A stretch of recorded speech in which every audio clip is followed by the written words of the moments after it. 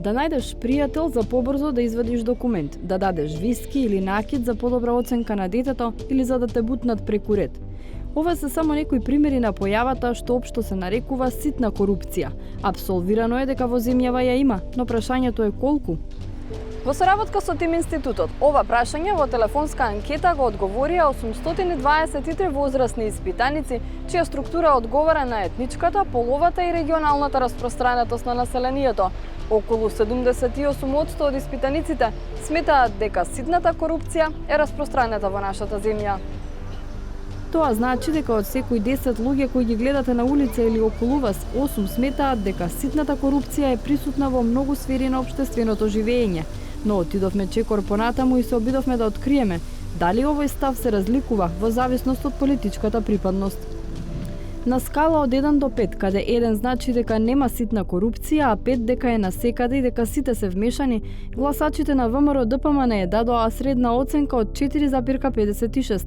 Следуваат гласачите на Левица со средна оценка 4,38, а зад нив се гласачите на Алијанса за албанците и опозицијската Беса.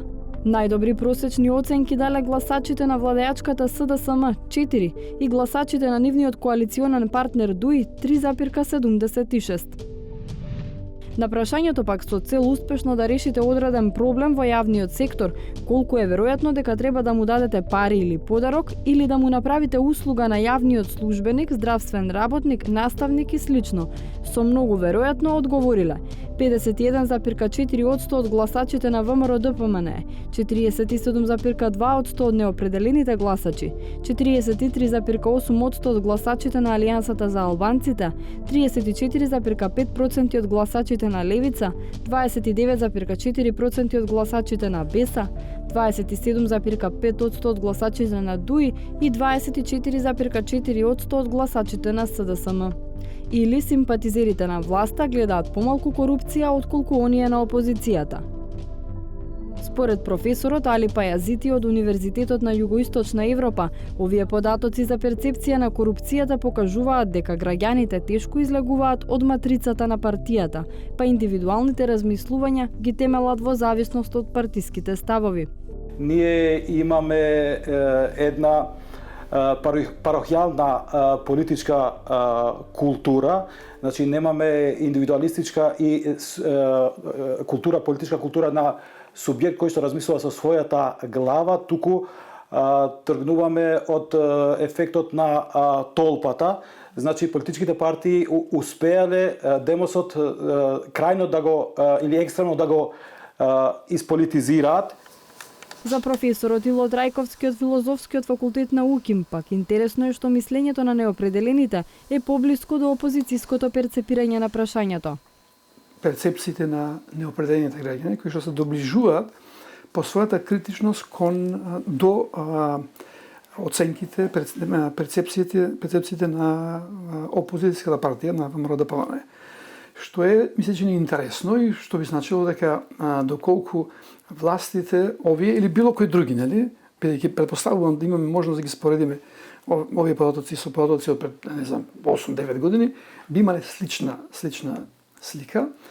Таа констатација дека партиите или партиите, односно симпатизерите на партиите на власт се помалку критични кон собствените, кон своите, или пак може да претпоставиме дека навистина нив не им требаат тој тип на активности, типот на ситна корупција, кој попаѓа под категоријата ситна корупција, за да ги завршат своите работи, туку може тоа да го направат на друг начин.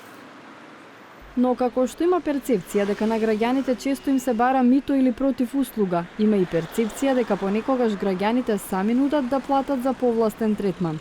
Например, ако полицијата ги фати во прекршок или ако е потребна итна медицинска интервенција. Тоа е веќе болно, мислам дека тоа е вон човечки да чека болен човек, и тогаш би барал некој што, ако би можел нешто да ургирам, тогаш би ургирал. Не ќе се комунси, да привачкај. Не ќе се комунси. Џдо куши нук е комунси. Џдо куши се комунси. Уне комунсин теме.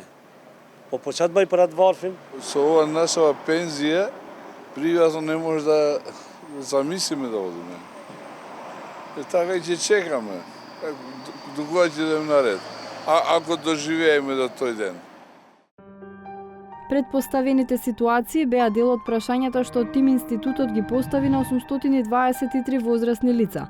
На прашањето замислете се во ситуација да ве запре со обраќање на полиција по направен прекршок, што прво би направиле? Малцинство се луѓето што без приговор потпишуваат записник и плаќаат казна. Интересно е што има известни разлики во однесувањето меѓу припадници на различни етнички групи.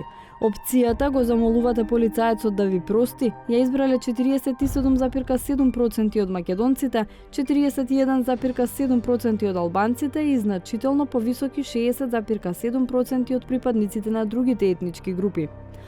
Опцијата прифаќам и плаќам ја одбрале идентични 33,9% од македонците и албанците и само 16,4% од другите.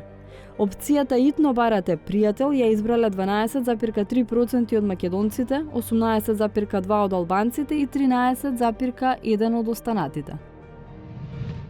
На прашањето пак потребна ви е итна операција, но првиот термин е за 1 месец. Опцијата итно барам пријател ја избрале 56% од македонците, 48,4% од албанците и 45,9% од останатите етнички заедници. Припадниците на другите етнички заедници пак во најголем број, 37,7% одговориле дека ќе го чекаат терминот, споредено со 22,9% од албанците и 19,5% од македонците. Изборот "Нудам мито на докторот, сестрата" го избрале 1,6% од македонците и 6,8% од албанците.